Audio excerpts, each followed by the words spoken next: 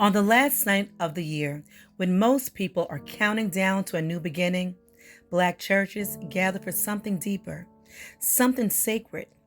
It was called Watch Night. On September the 22nd, 1862, President Abraham Lincoln issued a proclamation that shook the nation. He declared that enslaved people held in rebellion Confederate states would soon be free. But that promise did not take effect right away. Freedom had a scheduled hour. It was midnight, January 1st, 1863. And so our ancestors waited. In those final months of 1862, they carried every emotion imaginable. Some waited with joy. Others waited with uncertainty. Many waited with quiet fear. Some waited with anger at centuries-old cruelty. But they all waited. It was on December the 31st, 1862, Freedom's Eve. African Americans gathered wherever they safely could, in churches, praise houses, brush arbors. Some gathered openly, others in secret, whispering prayers in the dark. They kept vigil, waiting for that moment of the Emancipation Proclamation to take effect. These gatherings became what we now call Watch Night service. And today, more than 160 years later, many of our churches still honor that sacred tradition. The lights grow dim, the sanctuaries grow quiet, as the watchmen rise in the corners of the church calling out the time.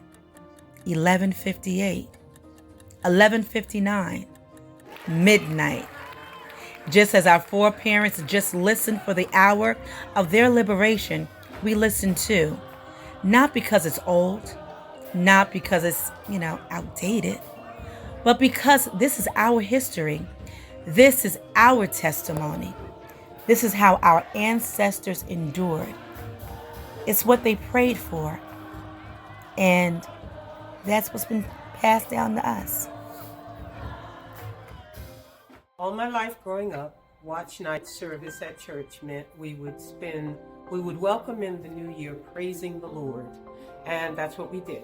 We praised the Lord on New Year's Eve every year.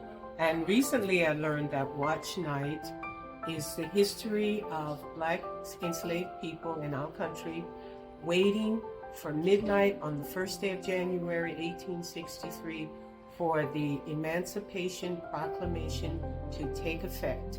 On that day, at that hour, they were freed people. That Emancipation Proclamation was signed by Abraham Lincoln. Watch Night service. I was raised to go to church every New Year's Eve for Watch Night service. We had to bring in the new year in church. I can remember having a watchman on the east, watchman on the west, watchman on the south, because everybody's clock was different. And that was the way that we was in church bringing in the new year. We had to be in church even if we left church and went wherever we wanted to go. But that is what Watch Night service was to me. Watch Night service.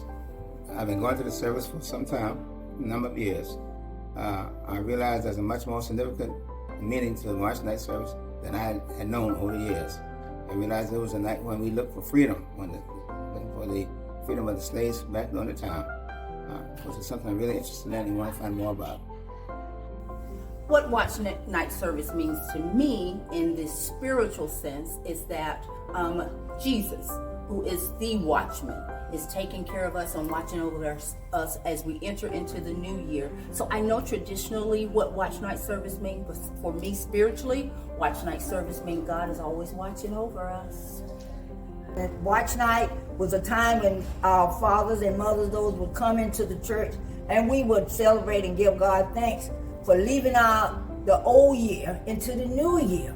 Time went by, things changed, a new generation came about, so people started doing a lot of other different stuff. So you had to have rice and peas cooked together and collards. They say the collards was for the greenback and the rice and the peas was for the pennies. We learned as we got older. that we just give God thanks. And so I just thank God that, you live to see the new year. Well, what did Watch Night service mean to me? Well, like most people, it was usher in the new year, early 1990s. There was a shift. I traveled to my mother's home, Hemingway, South Carolina, Williamsburg County. Well, we went to her family church that she grew up in, Chavis AME Church. The lights began to dim. It was dark. And I'm like, well, what's going on? And my mother gave me that little nudge, like, be quiet. And then all of a sudden, the pastor asked us all to stand. So I stood and he started to pray and we held hands.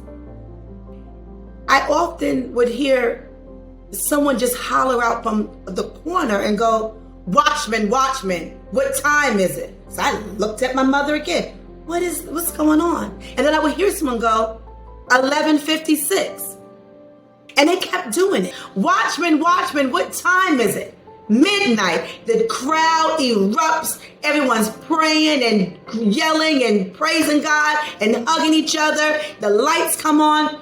And I'm like, well, what in the world did I just witness? Let me share with you, ladies and gentlemen, that we serve a God that he does not have to go anywhere because he's already there. We serve a God that don't have to touch anything. He can just speak and the situation will change. So what I want to press upon you today is that whenever you get in your situation, you better learn how to sit back, relax, and watch God work. I'm curious, what does Watch Night mean to you? Help us uncover more of our shared history. Join our Mahogany Heritage community right here on Facebook by giving our page a like, follow, and don't forget to share this video.